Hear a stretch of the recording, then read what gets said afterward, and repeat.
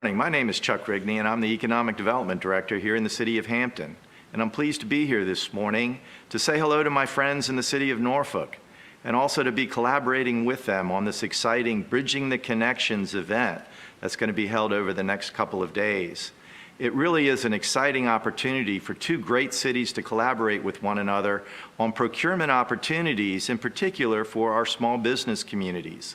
The projects that you're going to be hearing about are really exciting projects going on in both of our communities, but one that joins both of us together and is going to be an ongoing $3.8 billion opportunity is the Hampton Roads Bridge Tunnel Expansion Project. Very, very exciting, tremendous opportunities for subcontractors in particular. And so in particular, we want to say thank you to the Hampton Roads Connectors partners that are going to be showing you how to get in on that business. So it's very exciting to have the ability to work very closely with them. In addition, I'd like to thank our partners from the Hampton Roads Connector Partners, the SBSD, EVA, PTAC, all the financial institutions that are going to be involved with you over the next couple of days, and also as you hear from district bonding to find out how you can make sure that your bonding capacity is in place for the opportunities that you're going to be hearing about. So again, we are looking so forward to collaboration with our friends and partners at the City of Norfolk, and we expect that you're going to have a great couple of days on learning how to do business with all these major opportunities going on within our cities. And enjoy, and please, please, please, get in on this action. It's going to be a really fantastic opportunity for your business. Okay, great. Well, thank you so much for the opportunity to speak with you guys today. My name is Josh Etemadi. This is my partner and business partner, Edin Zukanovic. We are with District Bonding. Happy to be here. We'll dive right in. A little bit about us. I'm going to just place the thing. Yeah, a little bit about us. You know, we believe that pretty much education and sound advice is the most important part of building a relationship with our clients. You know, if we can give you the tools and the education and the skills needed to succeed, we'll be doing our job and you'll be successful and we'll all be successful. You know, and we're recently found, we recently started this company, started our own business. So we're starting to kind of understand what it's like to run a business, the stuff that keeps you up at night, right? The things that stress you out. I find myself waking up 2 o'clock, 3 o'clock, 4 o'clock, thinking about what I forgot to do the day before and what I have to do tomorrow. But not only that, we've been doing this for pretty much almost 15 years now, and we've dealt with a lot of contractors. We've seen a lot of people fail. We've also seen a lot of people succeed. So we have an idea of what it's like to run a good business, and our job today is to give you some of that advice. So a little bit about us. I'm the guy on the left, Josh Etemadi. I started in 2007. I work for an agency that specialized in small and emerging contractors. I helped grow that company quite a bit over about 3 years, and then we were acquired by a large company in Pennsylvania for a period of time, and I helped run the operations for about 10 years.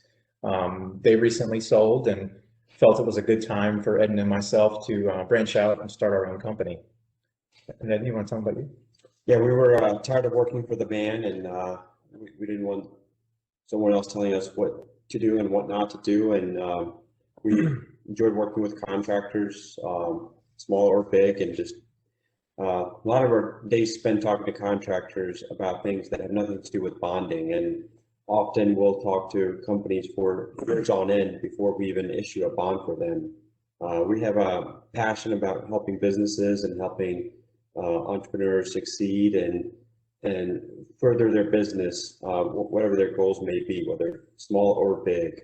And then, I was going to say that I always tell people the fundamentals of bonding, you'll find that they're ultimately pushing contractors to run a better company, to be more successful, to make more money.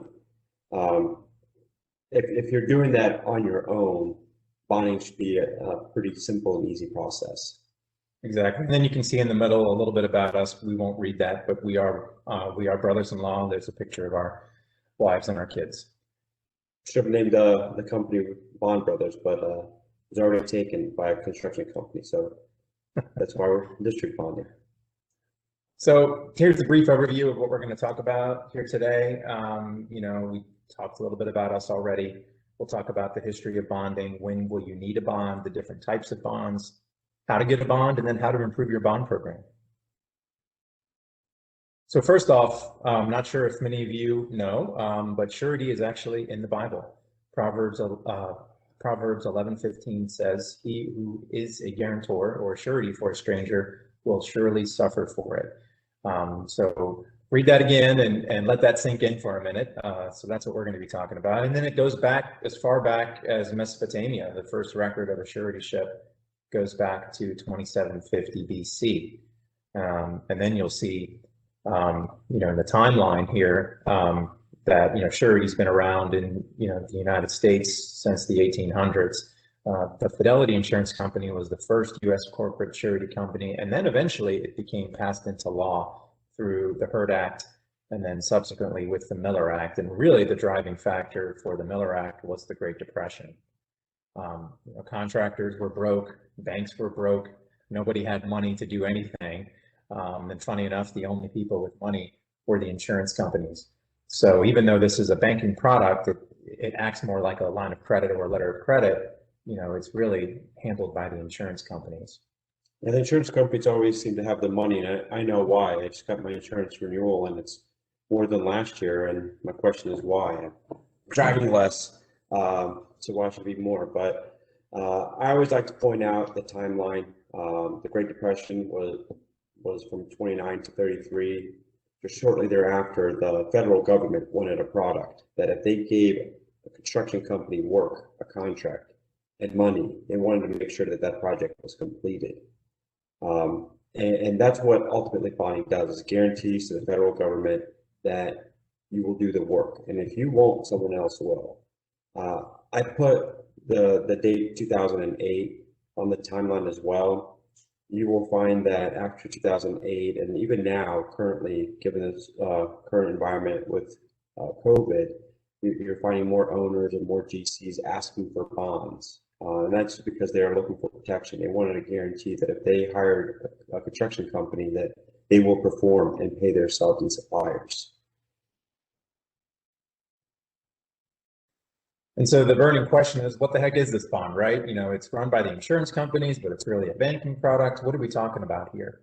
And I won't bore you with the definition of this presentation here, but a bond is basically a guarantee. It's a three-party agreement between you, the contractor, the surety, the bonding company, and then the owner or the third party, the obligee, if you will, the person that is actually asking for the bond itself. And so that's much different than insurance, right? Because insurance, you get insurance, if you have an accident, the insurance company comes in, they pay the claim, then you hope your rates don't go up. But a bond is really, it's a guarantee. We're basically putting out a bond that says this person is going to do what they say they're going to do, and they will not fail. We promise you. See, that's my problem with bonding right there, Josh. Obligee, surety, principal.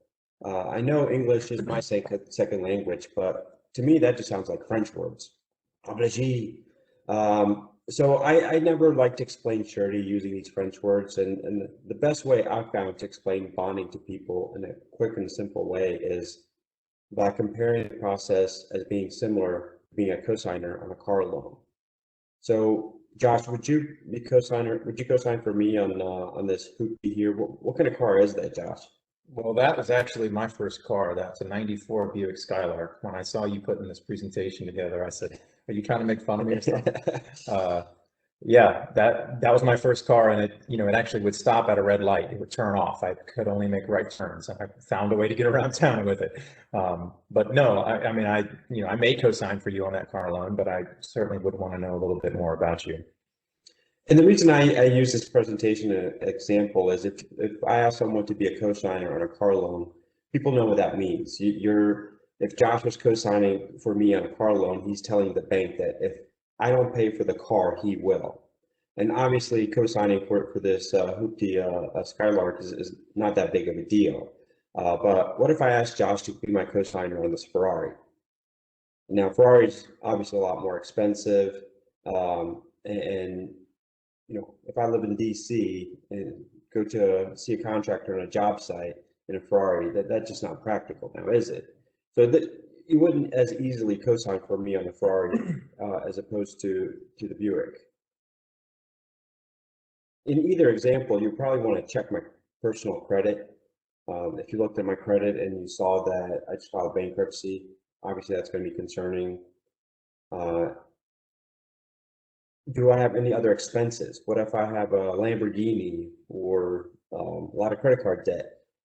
Obviously, other expenses will impact your decision of whether you're going to sign for me on the Ferrari or even the Buick. Have I bought a car before?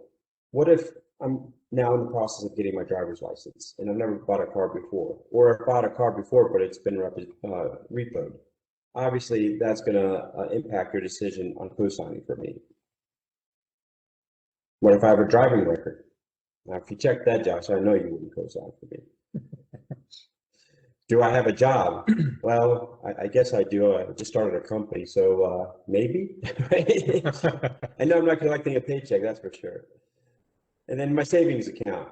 Well, again, I just started a company. Not much to speak of. So obviously, we're going back to the metaphor of co-signing for someone on a car loan, but the example is similar to bonding. When a surety company bonds a contractor, they're being their co-signer. Now, if you need a $100,000 bond for a $100,000 contract, the process can be simple as checking your personal credit. But what if you need a $10 million bond? Just looking at your credit may not be enough. The surety is going to want to know a lot more about you and your company and the project. And looking at your credit really doesn't tell them much. Or even looking at your tax returns doesn't tell them much.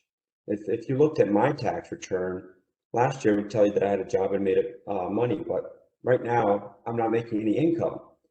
So getting your financials in order, and we'll discuss that later on in the slide, is critical in order to get the surety company to essentially be your co-signer on a specific contract. And if you don't perform or if you don't pay your bills, the surety is responsible to step in and either pay the sub or finish the project, whatever the issue may be. And we'll discuss that on the next slides as well. So the other question you might have is, when will I need a bond? I mean, if you're a residential contractor and you're building homes and doing small commercial fit outs, you'll probably never need a bond. But if you're doing work for the government or you're working for a general contractor, depending on who you work with, you may need a bond. I'm not going to bore you with all the details here, but basically, if you're working for the federal government and the contract is over $150,000, you will need a performance and payment bond. If you're working for the state or local government, they have their own Miller Acts, which guide their procurement requirements on bonding requirements. For Virginia, it's actually pretty high. If it's over 500,000, it's required. If it's under, it's up to the contracting officer to decide. And then for VDOT projects, it's for contracts over 350,000. Now, a lot of people will say, well, that's a good thing, right? You know, we're waiving bonds under 500,000. But if I were to ask you what's easier to qualify, a $100,000 contract or a $700,000 contract, it's a lot easier to qualify for the first time. It's a lot easier to qualify for that $100,000 contract, which allows you to have a conversation with people like us that can give you the advice and the tools that you need to be able to qualify for a $700,000 or $1 million contract. So, you know, even though you may not need it, it's good to have that conversation. I think you had a guy that his contract was what, $500,000 to $1,000, and he never needed a bond before, and he was working for VDOT. He did a lot of work for VDOT. All the contracts were under 500,000, and this one was literally 501. And he called us, and my first question was, did you include the bond cost in your proposal? Which he didn't. So then I had to help him go back to VDOT and try to ask for some more money, so it wouldn't go out of it, come out of his profit. And we'll talk about that later. But understanding when you'll run into the need is a critical step. Because the last thing you want to find yourself in a position where you're looking to bid a project this afternoon at 2 o'clock and you need a bid bond and you don't even know the process. So talk to an agent, know the process, get pre-qualified. In that process, you'll know the limits that you should be able to get approved for, and also the bond rate, which you can include in your proposal when you're bidding the project. Exactly. And so there's a few different types of bonds. I mean, there's, if you go to Google, you'll probably find, thousands of bonds. I think we joke around and say there's such thing as a baklava bond. There is. James bond, bail bond. Yeah. Don't call me for a bail bond. Exactly. But the ones we're talking about mainly are these ones here. Bid, performance, and payment bonds. Now, these are primarily in construction, but you will find them in the service space as well. So if you're a janitorial contractor, if you're a maintenance contractor, service contractor of some sort, you will run into that bonding requirement. There's also license and permit bonds. So if you're working in the Commonwealth and you need a Class A or Class B contractor's license, you'll need a $50,000 surety bond. That process is primarily driven by credit. It's a quick credit evaluation, and it's underwritten that way. If you're doing work that ties into VDOT roads and roadways, you'll need a land use permit bond. So if you're doing work in the residential space and you're doing work for a homeowner, you're trying to tie in a water line to the house or to the public lines, you'll have to pull a bond. If you're doing a driveway and you're tying it into the VDOT road, you'll have to get a bond for that. Those are much smaller, much easier, quicker to get. There's also the dishonesty bond. Most trucks you drive by, they say licensed, bonded, insured. That's usually a dishonesty bond. So that's something that basically says if you're doing work in someone's home, it protects against employee theft or acts of dishonesty. But really, what we're talking about here is the big bonds, the bid, performance, and payment bonds. So there's 3 bonds, but they're all kind of tied together, if you will. The first one is a bid bond. The bid bond is needed when you bid a job. So if you're bidding to VDOT or Virginia, DGS, or you're even bidding to a GC, they may require a bid bond. Even though the penalty of the bond is only 5%, maybe 10%, we do all of the pre-qualification work up front. So we look at your capabilities, your background, your history. We look at everything. And so even though it's only 5%, we're looking at it at, well, if they're low, we're going to have to provide the performance and payment bonds. So really the best explanation I can give it to, it's kind of like when you buy a home and you get qualified with your mortgage broker, and then you go to make an offer on a home. It's basically earnest money. You're putting up that money to say, hey, I'm legit, I'm good, I've got somebody ready to back me up, and I'm willing to put my money down, that if you decide to work with me, I won't back up and I won't walk away. And then when you're low and you get the contract, you provide the performance and payment bond. The performance is pretty self-explanatory there. It says that you'll perform the contract, according to the scope. We'll review the contract documents, the warranty provisions, all of that stuff. And then the payment bond, we'll review the payment bond as well. So the payment bond that says that you'll pay all your subs and suppliers. And that also says that your suppliers will pay their subs and suppliers. So, as you become more bondable, you start vetting your subcontractors and suppliers. You want to check their credit. You want to make sure that they're capable, and that if you pay them, they don't take that money and run to Fiji. So that's what the bid, performance, and payment bonds are right there. Anything you want to add to it? Yeah. So I would like to point out for any subcontractor on this call, if you're working for a GC that's either on a big enough VDOT project or on a federal project, and you're not getting paid for work you perform, there's protection out there. You can look to the payment bond to make a claim. So if the contractor won't pay you, ultimately the surety could be in a position where they're having to pay you. And while we've kind of rattled off a number of different bonds, if you're a contractor working for the state or the federal government, and your contractors are getting up there in size, just keep in mind there's 2 bonds. There's a bid bond and a final bond. If you're bidding a project, you'll need a bid bond. And the bid bond amount is your total bid amount. The 5, 10, or 20%, we don't care about that. We don't even look at that. If you're bidding $1 million project, we're looking at the $1 million, because if you're low, or if you're awarded the contract, you're going to have a contract for $1 million, and then you'll need the final bond, which is the second bond, and that's why I put a red box around it. And the final bond guarantees two things: performance and payment, as Josh just covered.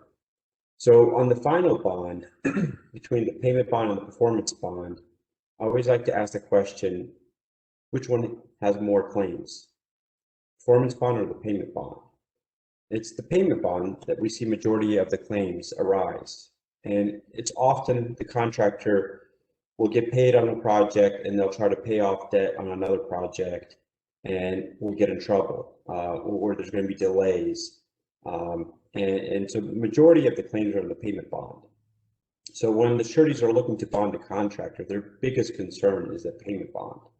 And that's why when you get up there in size and bond need, especially when you get over $500,000 and you look at projects over $1 million, looking at your financials becomes critical. And most companies don't have their financials set up the right way. If we're looking at your tax returns, obviously they're not going to show a lot of money or a lot of profit, because you don't want to pay Uncle Sam more than you have to. So understanding your financials, and I've had a lot of contractors that tell me they're making money, but they themselves don't realize they're losing money. So explaining to them, I mean, I've had contractors that when they do $4 million a year, they make a ton of money. But as soon as they get over that $4 million, make literally $401, they start losing money. And so having that, come to Jesus moment of looking at their financials and realizing, why are they doing more work? Because it's costing them money. So understanding the payment bond claim and the pitfalls of that becomes critical in our industry. So how does the process work, and how do you get started?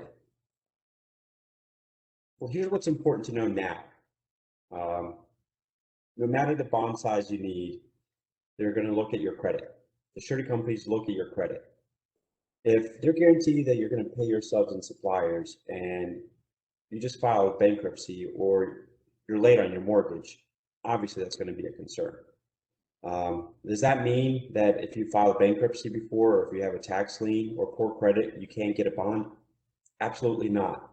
Some of my best clients had a prior bankruptcy, or were at one point in a situation where they had a tax lien. We had one of our contractors hire a CFO who stole $100,000 from him, and then put him in a tough spot as far as taxes. Now, if he had Googled her, he would have realized that she stole from the Girl Scout cookies. So she was just a bad apple. But he was doing everything right. He didn't have the checks and balances he should have. If you have a tax lien with a payment plan, there are options for you. If you filed bankruptcy before, as long as it's been discharged, there are options. If you have poor credit, poor credit is an open-ended term. I mean, Josh and I have a competition of who can get someone approved with the lowest credit.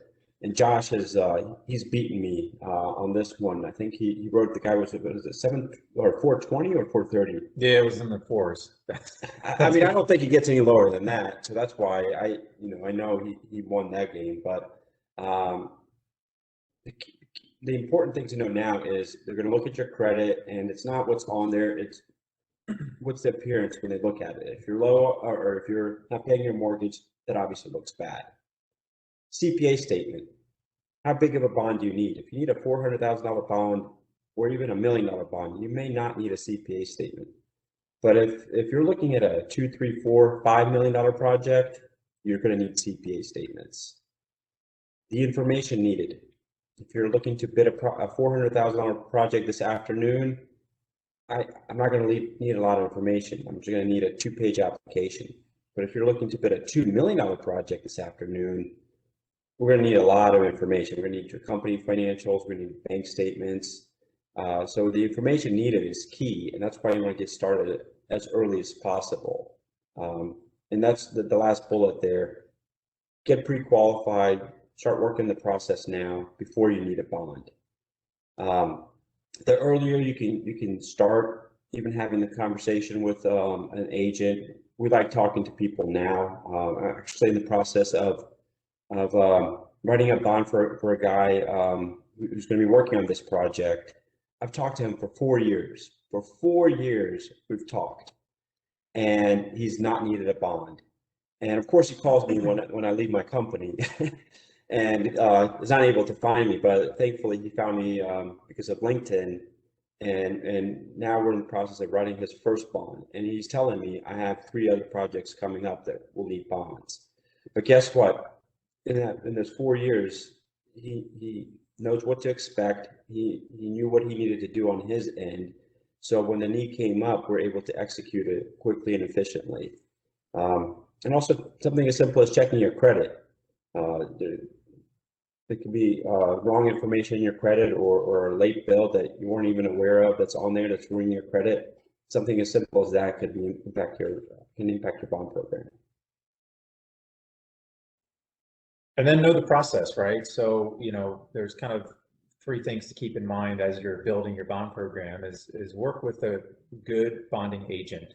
And if I were to take a quick step back, I'll just add, work with a construction-oriented CPA. A lot of you may work with a really good tax advisor who tells you to bonus yourself and buy a bunch of equipment so you don't pay taxes. But, taxes and bonding don't always go hand in hand. But a good construction CPA, they understand the balance that's needed. So they can give you the advice needed to build your bond program, but also save you some money on taxes. And if you need recommendations on a good construction CPA, please let us know. But moving on to the process here is, also work with a good bonding agent. You may have an insurance agent that you work with right now. And if you go to their website, you'll be able to tell pretty quickly because it'll say insurance, general liability, workers' comp, auto, blah, blah, blah. And then there's a little subsection called bond. And they have a very generic kind of 101 bonding piece on their website. And they might have 1 or 2 bonding companies that they can go to. But they don't always understand the intricacies of building a bonding program. So make sure you work with a bonding agent who understands construction and who understands bonding. You also want to vet your bonding company. There are some bonding companies out there, which we'll talk about a little bit later, that claim to be, highly rated and the best in the business. But really the key element you want to look for is 2 things. One, go to ambest.com and you can get a free account. And if they tell you the name of that bond company, write the name of that bonding company in ambest. Make sure that they're A-rated. If they're anything less, they're probably not as financially viable and they don't have as much of an ability to pay claims. The other one you can go to is to the Treasury list, which is produced by the federal government. So if you go to the Treasury list or the T list for certified bonding companies, if you type the name of the bonding company in there, you can also verify them as well. Sureties are regulated by the federal government, and the reason is if there is a claim, if a subcontractor, we've had a number of scenarios. Prior to 2008, we had a guy that was starting a development on a housing project, and he took money to buy more land and build more homes right as everything was crashing. So on the bonded project, when he got paid on that, when he was supposed to pay his subs, he didn't. He took that money and spent it on land like an idiot, and now he didn't have money to pay his subs. Well, the surety obviously now has to step in and pay those subs. And if that surety is not strong enough, then obviously we're going to have issues in not paying the subs. Then the whole process is pointless. So that's why we always advocate for A-rated surety companies, that they have the money to pay the claims and the subs get paid if they weren't paid properly. Yeah, and if you're a subcontractor, I would also suggest getting a copy of the bond and taking that bond information and verifying it there as well. You want to make sure that if there is a claim that you as a sub can be properly paid. And then finally, are you building a bonding program? A lot of you that we have met over the years have said, well, I already have bonding. I'm bonded up to 500,000.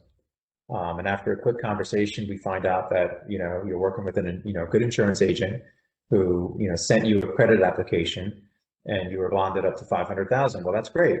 But are they asking you questions about whether you need more? Is there other jobs that you want to go after? Can you lower your rate? Can you lower your rate?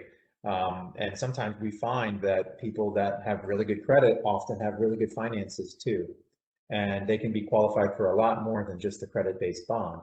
And so you might be missing out on opportunities just by not knowing the process and not working with an agent who's giving you the right advice.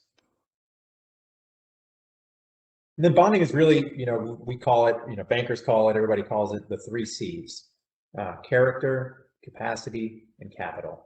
Look, I thought there was 4 C's: color, carrot. Oh wait, that's when I got married. Right, the 4 C's of buying a diamond, right? The 3 C's here, we did add a 4th C called commitment.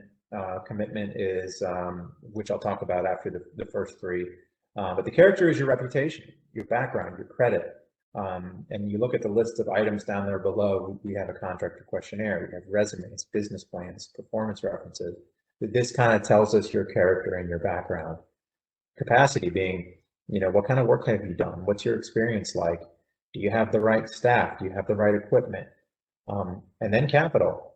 Obviously, cash is king. If you have cash, that tells a lot. That tells us that you're able to make money, you're able to keep it. That can go a long way towards establishing a bond program. But even if you don't, we do like to see, bank statements, personal financial statements, work in progress schedule of all the work that you have on hand. And then the 4th C is commitment. So when we package all of this up, we put all this in a nice pretty package and then we submit it to a bonding company and they will eventually give us an approval. And then they give us an agreement called a general indemnity agreement. And this agreement is something that you sign on behalf of the company. You sign it personally as an individual. If you're married, your spouse will also sign this agreement. And if you have a dog, your dog will also be required to put their paw print on the agreement as well. Just kidding about the dog, of course, but No, you're not. They'll take that too if you let them. They probably will. But the commitment is you standing behind your product. You're telling the bonding company, hey, I'm good, I'm legit, I can do this work, I can do it in my sleep, but I need you to back me up. I need you to co-sign for me. The bonding company's not going to do that if you're not willing to indemnify them back. So wait, I want to buy a Ferrari. I want you to sign, but I won't. You won't do that? No. Well, that makes sense. Okay. It's pretty cut and dry. Why do we ask for the spouses to sign? It's a long story, but we could talk about Bernie Madoff or Elliot Spitzer, these guys that transferred all their money to their spouses and left a lot of people high and dry.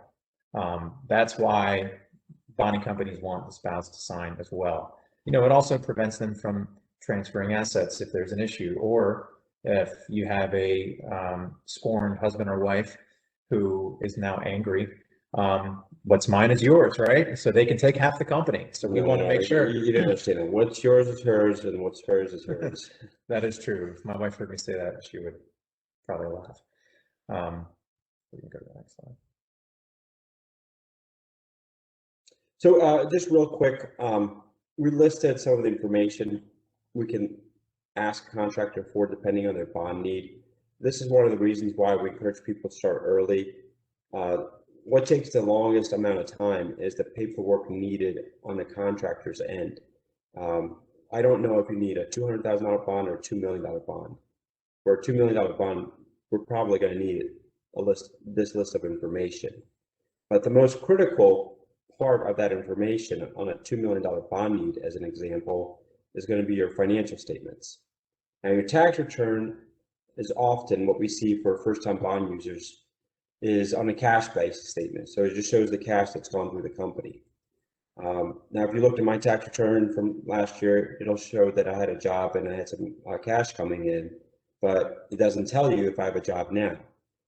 So having a proper financial statement will show the working capital, the equity, the net income, net worth, and debt to asset ratio. And ultimately, as an example, I always say if you make $5,000 a month and $2,000 is rent and 500 is food and drink, and another 500 is your car payment. So that's $3,000 in expenses, and you're bringing in 5,000. That means you have $2,000 left over. That's working capital. That's what the surety company is trying to figure out. And that working capital times 10 is how they determine your bond program. Obviously, you have to have the financial setup properly in order for the surety company to make that calculation. And that's why getting an important construction CPA to come in and prepare those statements correctly is critical. Then the big question, how much is this thing going to cost me? If you, if you need a bid bond, for you guys, it doesn't cost anything. The only thing you need to keep in mind is to include the cost of the bond in your proposal. So if you call us today and say, I need a bid bond for a job bidding next week, we get the bond approved, we get it issued, we ship it to you. That doesn't cost you a thing.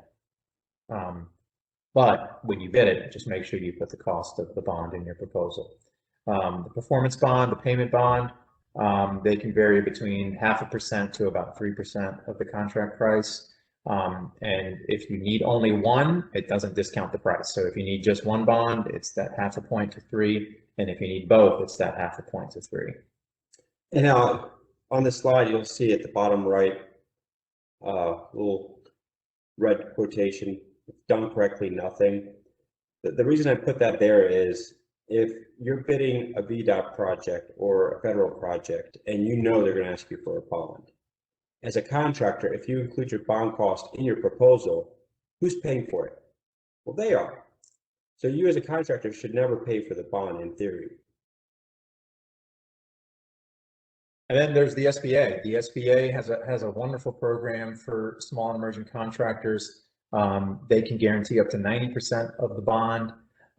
Their fee is only 0.6% on top of the premium.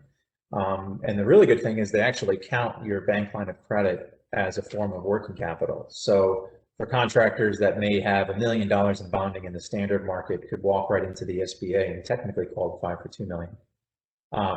Because the SBA would count that bank line of credit, and they also will double they'll double your bond program. The way that they calculate working capital, they actually multiply it by a higher variable than the standard market does. So it's a wonderful place to go. We've had a lot of success helping contractors grow through the SBA. If that doesn't work, there are some alternatives. We don't advocate for these, we're just making you aware of them. Yeah, so the first one is collateral. The bond company says, well, you don't have enough money to qualify for it, so give us money and we'll do it for you. It doesn't really make sense, right? If you're getting bonds with the use of collateral, call us, please. Or anything listed here on this list. Exactly. There are there's also something called subguard or subcontractor default insurance. That's something that you won't actually be getting, but it's an alternative to bonds that general contractors use. And they primarily use it to save money on the contract. But what they're doing is they're qualifying you as a subcontractor who could be bonded on a project, and then they roll them into a insurance policy, if you will. The qualification process is still the same, but they're really not protecting you because they're not guaranteeing payment. Private surety, that's when we said, go to AM Best or the T list and verify that information. There are a lot of individuals that say that they're wealthy and will put up money on your behalf, and they call them private sureties. We don't use them because they're not A-rated. Just be, buyer beware. And then finally, those bonds are not accepted by everyone. Correct. And then finally, funds control. It's used in situations where the bonding company might say, well, we know you can do the work, you have the ability to perform, but there may not be enough capital to qualify for this bond as it is, or it's a really big job for you. They'll implement something called funds control or funds administration. It's basically outsourcing the project accounting for a particular project. So the monies will flow to this third-party account who then will pay the subs and suppliers on that job. So what that does, it just makes sure that the money stays on that job. Not that they don't trust you, they just know that you've got a lot of other fish in the fryer, and they want to make sure that that money stays on that project. And then finally, if you want to learn a little bit more about us, you can visit us at districtbonding.com. We actually have the links on our Zoom profile, so you can click it and see it. You can also visit us at LinkedIn, Facebook, or Instagram. And then our phone number and email addresses are here. And we're happy to take any questions if we have any time. Thank you. Yes, thank you so very much. We do have a few questions here. I appreciate your patience with us and the time that you've spent. First question, are you able to increase your bond for a certain project? So if I understand the question correctly, that to me, that question leads me to make some assumptions. That assumption is you already have a contract and you already have a bond in place for that contract. So as an example, you have a $200,000 contract and you've obtained a $200,000 bond. Now the GC has given you a $400,000 change order. As soon as I hear the word change order, the first thing I tell my contractors is, did you include the bond cost? Include the bond cost in your change order. And sometimes contractors will forget to include the bond cost. But in those scenarios, if there's a change order, include the bond cost. Then you have to take that change order, send it to your agent, and send it to that surety company. And then the surety company then has to issue a consent of surety, essentially acknowledging that not only have they covered the original contract amount, but now the consent acknowledges that they're covering the change order amount. Now, before you take on too big of a change order or project, talk to your agent, make sure that they're discussing with the surety company. The last thing you want is to have issues with the surety company approving that change order. If you're a subcontractor, I mean, I've had a scenario where we bonded a $200,000, or it was actually a $300,000 project, and I didn't hear from the guy for 2 years. I called him, I followed up, and he didn't have any other needs. Well, 2 years later, he calls me and he said, "Hey, I need a consent." So I asked him, "How was that project?" And he said, "Oh, it was great. We made a ton of money." Turned out that $300,000 project turned into a $4 million project. They were holding 10% retention, and then they wanted something that said that the bond was covering the full $4 million. Well, obviously the surety company freaked out. And so I had to do some dancing, and we anticipated the problem. So I was able to collect the information from the contractor, and we worked together to expedite the process. So in the end, it was a moot point, but if not handled properly, that could have been a sticky issue for the contractor, where he could have risked that 10% of retention. So 10% of $4 million, I mean, he could have lost a lot of money just because of paperwork. Good question. Thank you for that. Next question, are any of the bid, performance, or payment bonds for AE projects? In the design build space, there have been, needs for bonding. We haven't seen as much of it recently, but I know when the Recovery Act came out, they were doing a lot of design build procurements. If you're doing design build and you're designing the project and then the owner's asking you to build it, you may run into bonding there. But generally speaking, if you're an AE firm, you're not going to run into the bonding requirement. All right. Next question, how many tiers down is a bond required? Technically, it doesn't have to be required by any tier. It's up to the GC to ask for a sub bond. So a general contractor can ask for a sub bond. So a bond is a risk transfer tool. If the GC is hiring a sub, they want to make sure that they do the work and also guarantee that that subcontractor will pay their sub and suppliers. As a general contractor, if I pay my sub, but that sub doesn't pay his sub, guess what? That second tier sub can technically file a claim against your bond as a GC. So if you're a second tier sub listening to this, you have rights under the GC's bond to get paid.